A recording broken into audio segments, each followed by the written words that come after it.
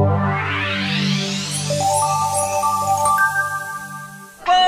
marocain, pouvoir assassin, pouvoir marocain, pouvoir marocain, assez de misère, Assez de répression liberté démocratique. pour le peuple marocain.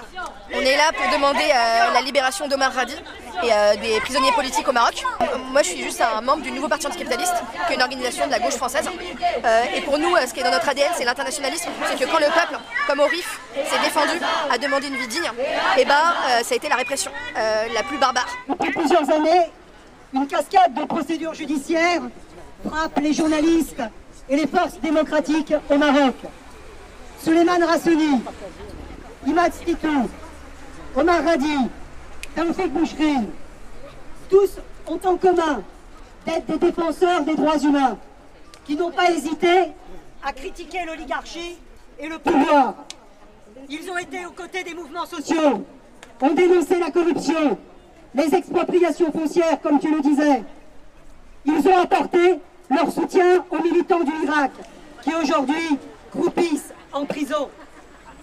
Comme le rappelait l'historien Mati Manji, lui-même condamné à 1 an de prison. Je cite, « La période actuelle est la plus autoritaire depuis 30 ans. La justice est instrumentalisée par le pouvoir marocain pour museler toutes les voix dissidentes, et notamment la presse, y compris la presse internationale, comme nous l'avons vu avec le système Pegasus, et nous avons notre camarade Rosa Moussaoui du journal L'Humanité qui a fait l'objet de ces poursuites.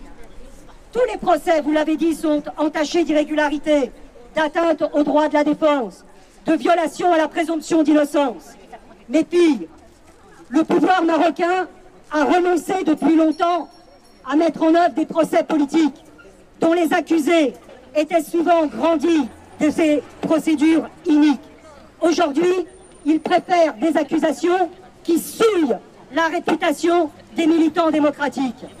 La diffamation est devenue le principal moyen de pression de la classe dirigeante et du pouvoir marocain pour faire taire la contestation. Si nul, évidemment, n'est au-dessus des lois et que la lutte contre les violences faites aux femmes est évidemment une priorité, personne n'est dupe.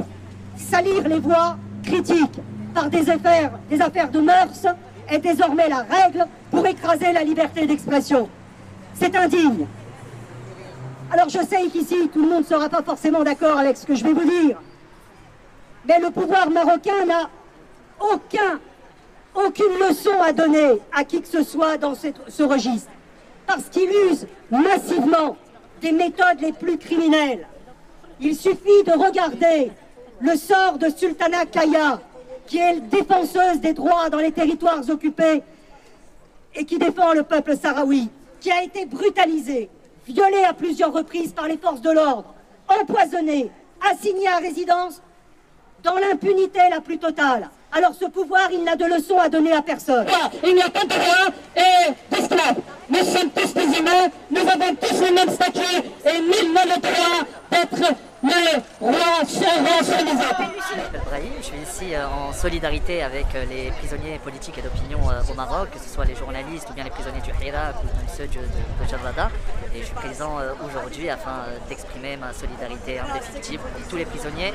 Ça me touche énormément et je pense que je ne suis pas le seul. On est beaucoup, probablement une majorité, mais une voix silencieuse due à la répression qu'il y a aujourd'hui au Maroc. Et j'espère en tout cas une libération de tous les prisonniers politiques, les journalistes, sans condition. Marzel, assassin!